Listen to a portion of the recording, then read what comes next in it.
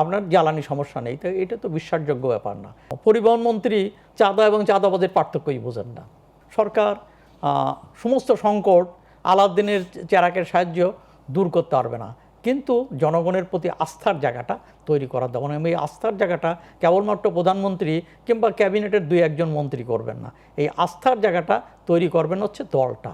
সামগ্রিকভাবে দল যদি ত্যাগ স্বীকার করে, দল যদি সেইভাবে বিহেভ করে, অ্যাক্ট করে, তাহলে এটা সম্ভব। তাহলে সেই ক্ষেত্রে হচ্ছে এখানে তার রাজনীতিটা ঠিক করা দরকার, এবং সেই রাজনৈতিক অনেস্টি, পলিটিক্যাল অনেস্টির জায়গাটা, এটা আমার কাছে খুবই পূর্ণ মনে হয়। তাহলে রাজনীতি ঠিক হলো, কিন্তু অর্থনীতি ঘুরে দাঁড়ানোর জন্য যেই ইনিশিয়েটিভগুলো, যেমন মনে করেন আমাদের রেমিটেন্স কিন্তু ফল করবে, কারণ বৈশ্বিক যে ক্রাইসিস, যে যুদ্ধটা কিন্তু কিছুটা দীর্ঘস্থায়ী হবে বলে মনে হয়।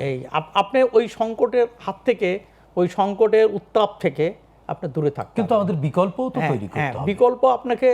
বিকল্প আপনি খুঁজলেন, আপনি বাইরে টাকা খুঁজবেন ইত্যাদি, কিন্তু সেই সঙ্গে সঙ্গে আপনার দেশেরও, যেমন ধরুন যে আপনার ইনকাম বাড়ছে, আপনার রেভিনিউ বাড়ছে, তো এই ধরনের মেসেজ দিলে সেটা জনগণের মধ্যে এক ধরনের ইতিবাচক সাড়া পাওয়া যাবে, যে ঠিক আছে এই অবস্থার মধ্যেও আপনার রেভিনিউটা বাড়ছে, আপনি ব্যয়টা সংকোচন করতে পারছেন, কিংবা আপনি ঠিক জায়গায় ব্যয়টা করছেন, আপনার ম্যানেজমেন্টটা উন্নততর। এই মেসেজটা এবং এটা যদি দৃশ্যমান করতে পারলে এই চ্যালেঞ্জগুলোকে মোকাবেলা করা সম্ভব। কিন্তু শর্টকাট কোনো রাস্তা নেই। আপনি জনগণকে গোপন রেখে, কিংবা ওই ধরনের যে আপনার কত তেলের কি সমস্যা, কতটুকু সমস্যা আছে, আপনি যদি বলেন যে না আমার কোনো সমস্যা নেই, আপনার জ্বালানি সমস্যা নেই, তো এটা তো বিশ্বাসযোগ্য ব্যাপার না। আপনাকে বলতে হবে আমার সমস্যা আছে, আমি মোকাবেলা করার জন্য এই কাজ করছি।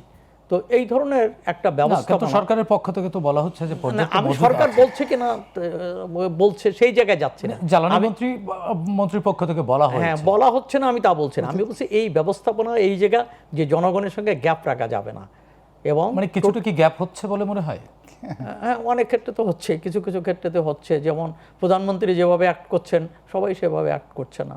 যেমন ধরেন এই যে আপনার এই মন্ত্রী, পরিবহন মন্ত্রী চাঁদা এবং চাঁদাবাজের পার্থক্যই বোঝেন না, তো তারপরেও তো এগুলো তো হজম করছে, এর জন্য কোনো অ্যাকশন হচ্ছে না। কিংবা হ্যাঁ, জনগণ খুশি হতেন তারপরের দিন যদি তাকে ডেকে একটা কড়া সতর্কবাণী দিয়ে দেওয়া হতো, এবং পত্রিকার পাতায় আসতেন যে তাকে কড়াভাবে সতর্ক করা, হয়তো সতর্ক করেছেন না, গোপনের ব্যাপার না, এগুলো প্রকাশ্য। রাষ্ট্র তো এইভাবে, আমি সেই জায়গাটা বলছি যে ট্রান্সপারেন্ট হওয়া দরকার, স্বচ্ছ হওয়া দরকার, জনগণ কনফিডেন্ট যে হ্যাঁ বাংলাদেশের প্রধানমন্ত্রী ঠিক জায়গায় আছেন, তিনি কাউকে ছাড় দিচ্ছেন না। প্রধানমন্ত্রী তো একেবারে মানুষের সাথে মিশে কাজ করবার চেষ্টা করছেন, সাধারণ মানুষের কাছাকাছি থাকছেন, সেটা একটা সাইড, সেটা ইতিবাচক।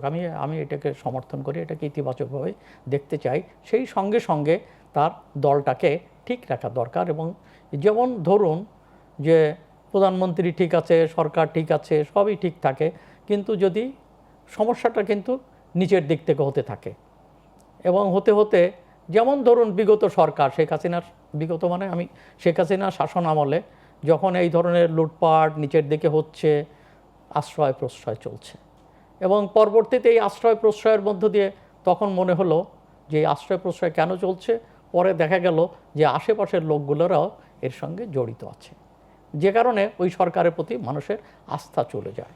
তারপরে ওই সরকার উন্নয়নের অনেক ধরনের কাহিনী ইত্যাদি, আমরা ভিতরের বাইরেও তো একটা উন্নয়নের একটা আওয়াজ ছিল, তো তার ভিতর দিয়েও সরকারের প্রতি মানুষ আস্থা হারালো এই জন্য যে বিশ্বাস করতে পারে নাই। অতএব মানুষের বিশ্বাসটা, নেতৃত্বের প্রতি আস্থা অর্জনটা, এটা কিন্তু গুরুত্বপূর্ণ। কেবলমাত্র ভোটের জন্য নয়, ভোটের পরে অনেকেই যদি মনে করে যে ঠিক আছে ভোটের জন্য আমরা একটা জনগণের ভোট পেয়েছি, আস্থা অর্জন করেছি, এবং 5 বছর পরে আবার ইলেকশনের সামনে আস্থাটা অর্জন করব, তা না। একটা দেশের গণতান্ত্রিক উন্নয়নের পথে সেই আস্থাটাকে টিকে রাখা দরকার, এবং প্রতিনিয়ত তার আস্থা এবং জনগণের সঙ্গে তার যদি বিশ্বস্ততা এবং যোগাযোগ স্থাপিত হয়, তাহলে আমার মনে হয় সংকট আসবে। এই সংকটে মানুষ চাইবে না যে সারা পৃথিবীতে এই সংকটের মুখে সমস্ত আলাউদ্দিনের প্রদীপের মতো সমস্ত সংকটগুলোকে মানুষের ভিতরে সুখের নহর বইয়ে দেবে, এমনটা প্রত্যাশা করা সম্ভব না। আজকের সংকট আছে, এটাকে মানুষের কাছে তুলে ধরা, এবং এই সংকট মোকাবেলার জন্য সরকার যে সব পদক্ষেপগুলো গ্রহণ করছে সেটা কতটুকু গ্রহণযোগ্য, সেটা কতটুকু মানে বাস্তবসম্মত এবং সেটা হচ্ছে গুরুত্বপূর্ণ।